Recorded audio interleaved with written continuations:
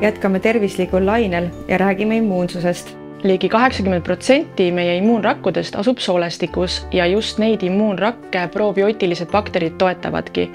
Probiootiliste bakterite üks peamisi eesmärk ongi meie immuunsüsteemi reguleerimine kogu elu jooksul. Millest peaks lähtuma, kui valida probiootikuma?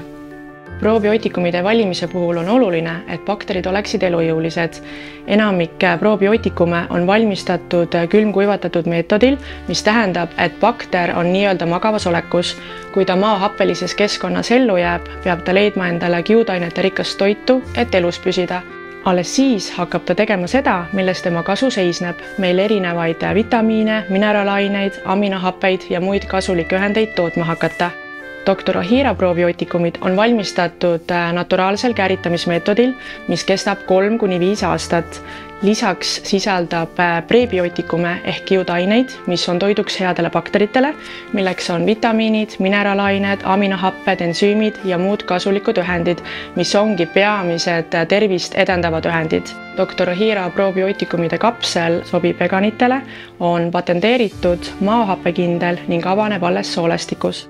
Mida tähendab soolestiku tasakaal ja mida see täpsemalt mõjutab?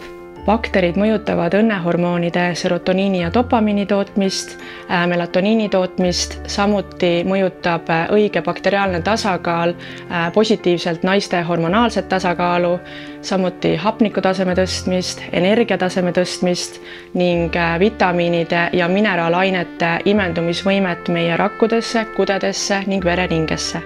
Nüüdseks on tehtud mitmeid teaduslikke uuringuid, mis dokumenteerivad, et iga üksik haiguse tüüp on seotud soolestiku ja mikrobiomiga.